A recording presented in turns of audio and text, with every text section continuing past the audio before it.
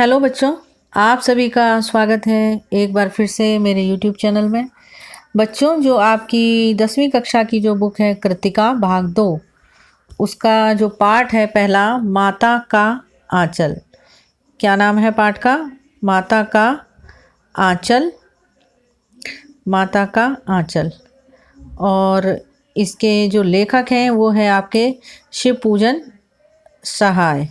शिवपूजन सहाय। और इनका जो बचपन का नाम है इस पाठ में वो है तारकेश्वर नाथ। और इनको पिताजी जो बुलाते थे वो प्रेम से बुलाते थे भोलानाथ। तो आज हम इस पाठ के जो प्रश्न उत्तर हैं उनको करेंगे। तो आइए शुरू करते हैं इस पाठ के प्रश्न उत्तर। लेकिन उससे पहले एक ज़रूरी बात कि बच्चों, यदि आप मेरे चैनल पर नए हैं और पहली बार आए हैं तो मेरे चैनल को सब्सक्राइब कर लें और बेल आइकन को भी प्रेस कर लें, जिससे मेरी आगे आने वाली वीडियो का आपको टाइम से नोटिफिकेशन मिल सके। तो इस पाठ का पहला प्रश्न है, प्रस्तुत पाठ के आधार पर यह कहा जा सकता है कि बच्चे का अपने पिता से अधिक जुड़ाव था, फिर भी विपदा के समय वह पिता के पास न जाकर माँ की शरण लेता है। आपकी समझ से इसकी क्या वजह हो सकती है? यहाँ पर जो ये शब्द दे रखा है विपदा, विपदा का जो मतलब है, तात्पर्य है, वो है समस्या या मुसीबत।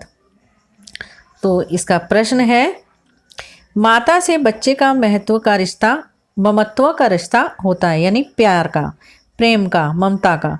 वह चाहे अपने पिता से कितना प्रेम करता हो या पिता अपने बच्चे को कितना भी प्रेम देता हो, पर जो आत्मीय सुख माँ की छाया से प्राप्त होता है वह पिता से प्राप्त नहीं होता। आत्मीय सुख का तात्पर्य होता है बच्चों अपनापन, अपनेपन की भावना, प्रेम की भावना। भोलानाथ का अपने पिता से अपार स्नेह था, पर जब उस पर विपदा आई यानी मुसीबत आई तो उसे जो शांति व प्रेम की छाया अपनी माँ की गोद में जाकर मिली, वह शायद उसे पिता से प्राप्त नहीं हो पाती। माँ के आंचल में बच्चा स्वयं को सुरक्षित महसूस करता है। लेखक ने इसलिए पिता पुत्र के प्रेम को दर्शाते हुए भी इस कहानी का नाम माँ का आंचल रखा है। माँ का आंचल, आंचल से तात्पर्य होता है बच्चों जो माँ ओढ़नी ओढ़ती है या दुपट्टा या साड़ी का पल्ला, जो भी कुछ हो, वो जो होती है, जो उसका दुपट्टा या कुछ भी जो अपने बच्चे को जिसमें वो छुपा लेती है, वो बोलते हैं माँ का आंचल। तो ये जो प्रश्न है इस पाठ के, इनका उत्तर आप अपने शब्दों में भी दे सकते हैं। जैसे यहाँ विपदा है तो आप मुसीबत लिख दीजिए इस तरीके से, या यहाँ स्नेह है, अपार स्नेह यानी कि बहुत ज़्यादा प्रेम, इस तरीके से आप अपने शब्दों का भी प्रयोग कर सकते हैं। उसके बाद प्रश्न 2 है, आपके विचार से भोलानाथ अपने साथियों को देखकर सिसकना क्यों भूल जाता है?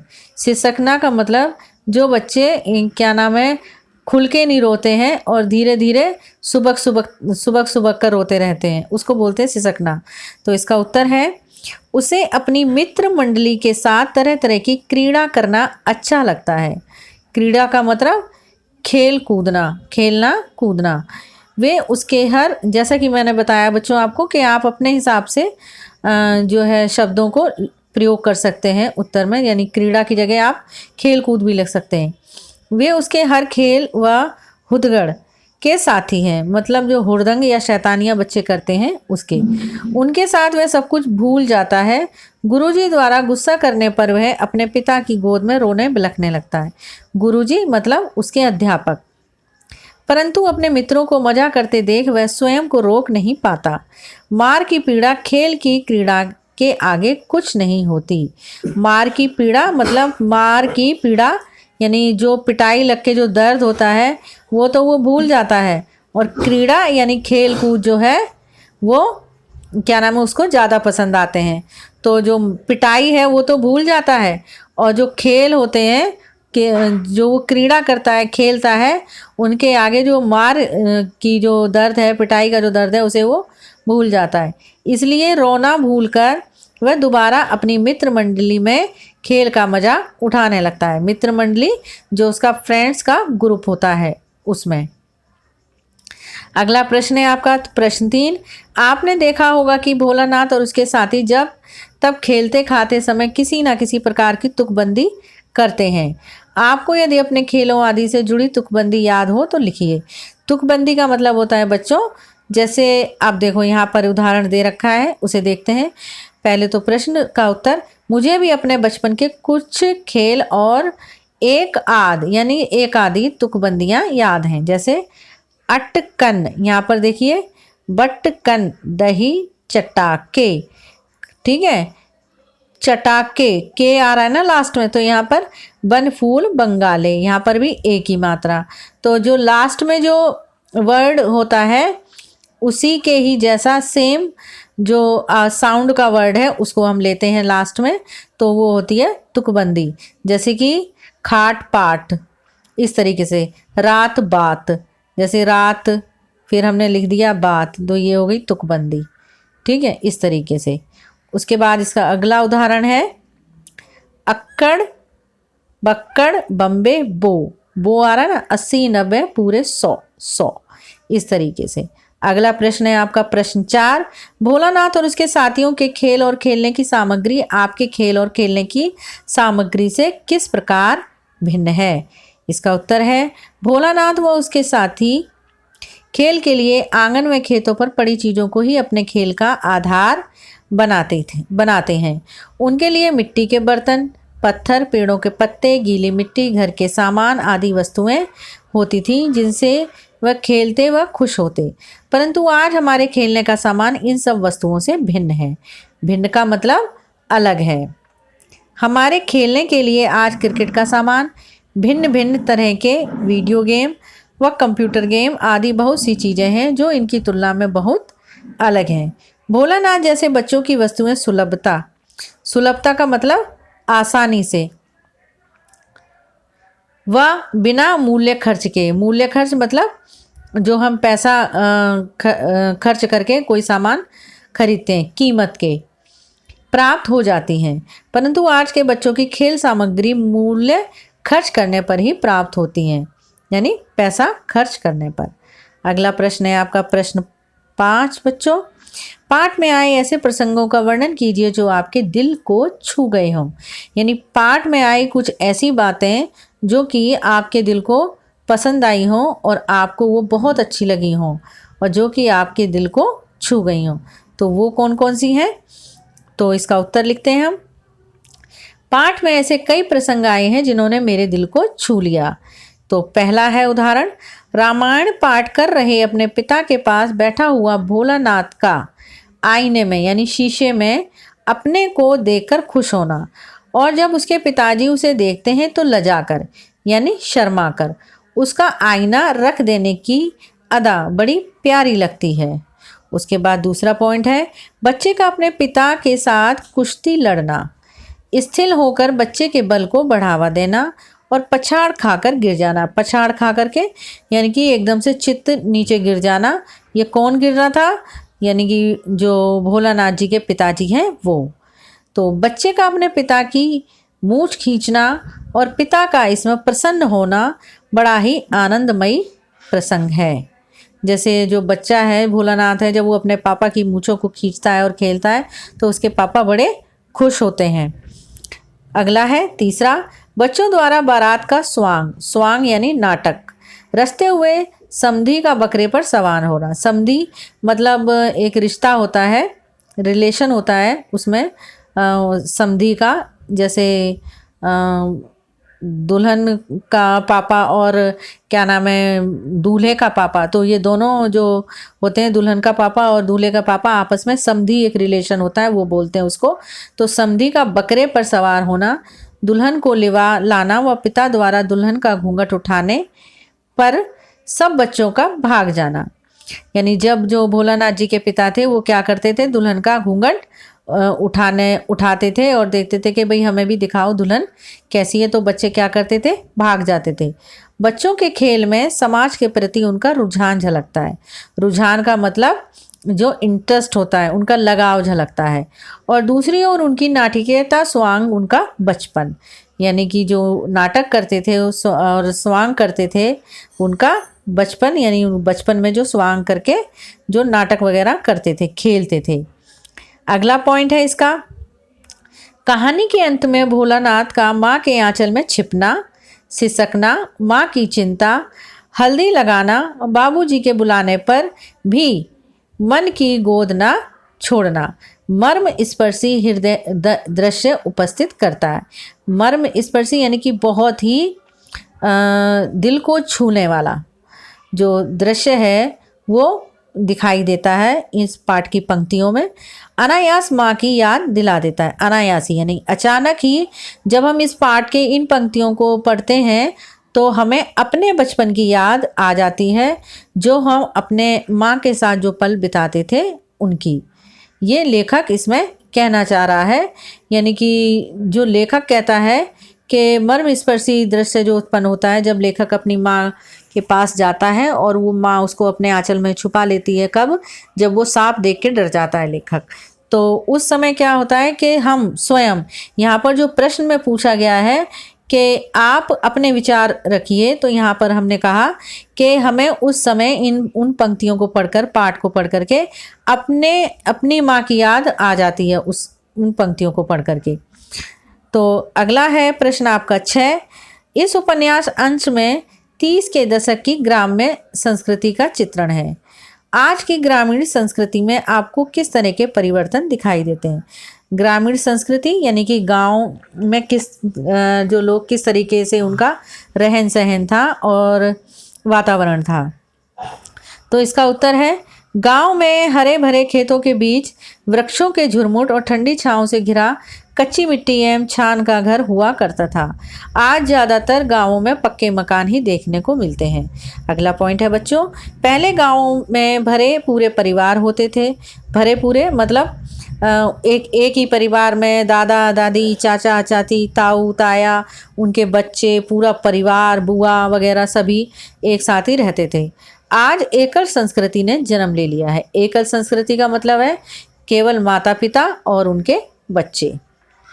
उसके बाद है अगला पॉइंट, अब गांव में भी विज्ञान का प्रभाव बढ़ता जा रहा है। जैसे लालटेन के स्थान पर बिजली, बैल के स्थान पर ट्रैक्टर का, घरेलू खाद के स्थान पर बाजार में उपलब्ध कृत्रिम खाद का प्रयोग तथा विदेशी दवाइयों का प्रयोग किया जा रहा है। अगला पॉइंट, पहले की तुलना में अब किसानों या खेतीहर मजदूरों की संख्या घट रही है, क्योंकि जो किसान है और खेतीहर मजदूर हैं वो शहर की तरफ आकर के कोई काम धंधा या नौकरी वगैरह करना पसंद करते हैं।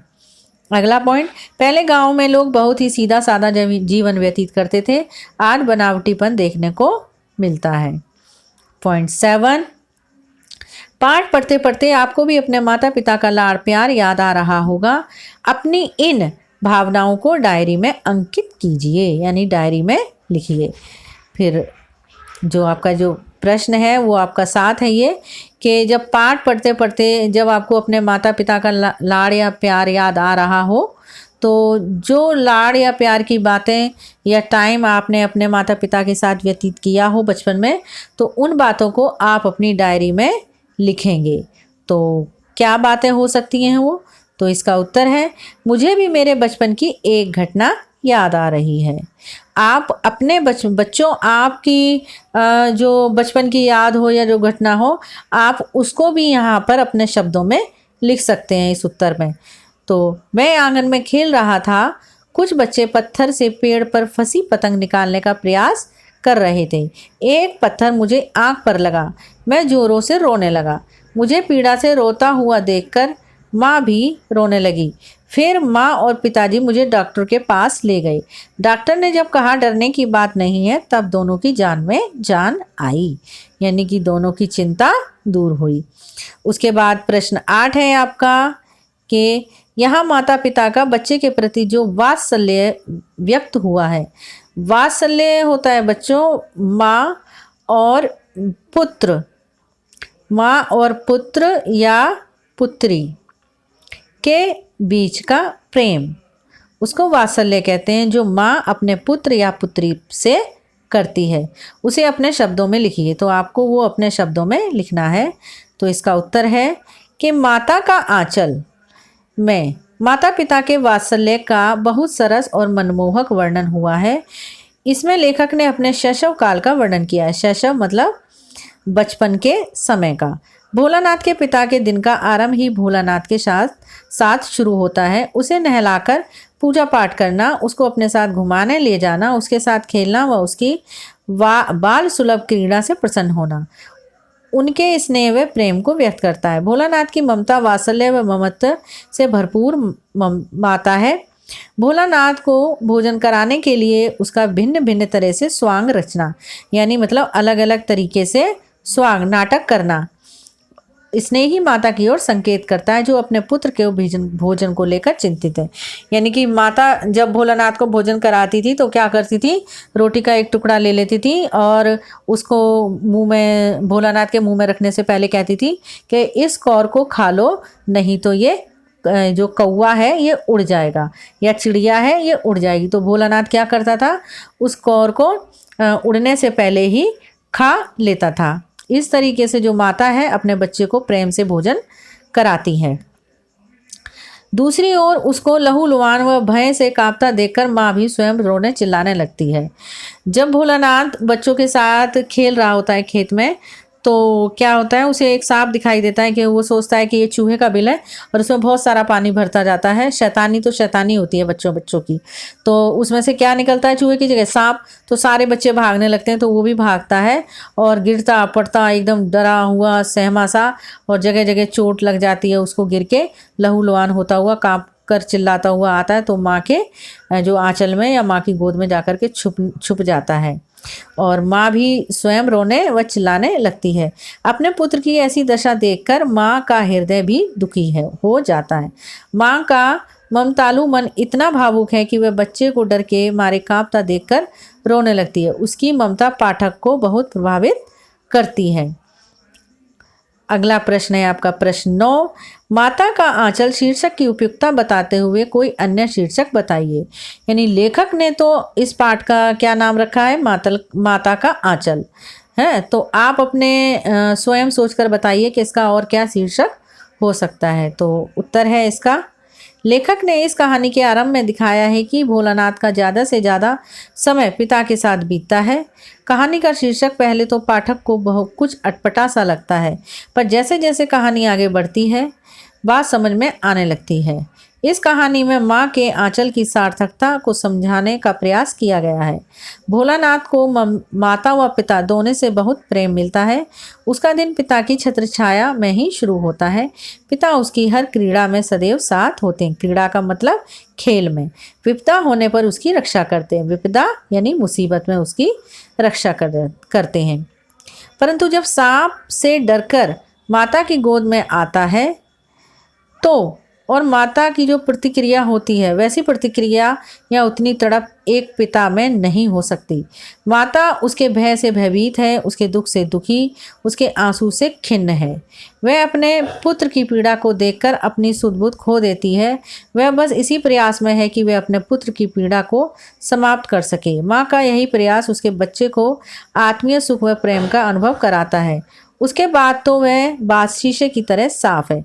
यानी शीशे की तरह साफ का मतलब एकदम पाठ में साफ दिखाई देती है कि पाठ का शीर्षक माता का आंचल क्यों उचित है। पूरे पाठ में माँ की ममता ही प्रधान दिखती है, इसलिए कहा जा सकता है कि पाठ का शीर्षक सर्वथा उचित है। उसका अन्य शीर्षक हो सकता है माँ की ममता। इसके बाद आपका अगला प्रश्न है प्रश्न 10 के बच्चे माता पिता के प्रति अपने प्रेम को कैसा अभिव्यक्त करते हैं। तो उत्तर है इसका, बच्चे अपने माता पिता के प्रति अपने प्रेम की अभिव्यक्ति कई तरह से करते हैं। अभिव्यक्त का मतलब दिखाते हैं या दर्शाते हैं। तो पॉइंट 1, माता पिता के साथ विभिन्न प्रकार की बातें करके अपना प्यार व्यक्त करते हैं। दूसरा, माता पिता को कहानी सुनाने या कहीं घुमाने ले जाने की या अपने साथ खेलने को कहकर। तीसरा पॉइंट, वे अपने माता पिता से रो धोकर या जिद करके कुछ मांगते हैं और मिल जाने पर उनको विभिन्न तरह से प्यार करते हैं। अगला पॉइंट है पॉइंट 4, माता पिता के साथ नाना प्रकार के खेलकर। नाना प्रकार का मतलब विभिन्न प्रकार के, कई प्रकार के खेल खेलकर। अगला है पॉइंट 5, माता पिता की गोद में बैठकर या पीठ पर सवार होकर। जैसे कभी कभी जो छोटे बच्चे होते हैं तो वो जिद करते हैं अपने पिता से कि आप घोड़ा बन करके उनको खिलाओ, पीठ पर बैठाओ, इस तरीके से। अगला पॉइंट है माता पिता के साथ रहकर उनसे प्यार व्यक्त करते हैं। इसके बाद है आपका प्रश्न 11। प्रश्न 11 है आपका, इस पाठ में बच्चों की जो दुनिया रची गई है वह आपके बचपन की दुनिया से किस तरह भिन्न है। उत्तर है, प्रस्तुत पाठ में बच्चों की दुनिया रची गई है उसकी पृष्ठभूमि पूर्णतः ग्रामीण जीवन पर आधारित है। प्रस्तुत कहानी 30 के दशक की है। तत्कालीन समय में बच्चों के पास खेलने कूदने या अधिक समय हुआ करता था। उन पर पढ़ाई करने का आज जितना दबाव नहीं था। ये अलग बात है कि उस समय उनके पास खेलने के अधिक साधन नहीं थे।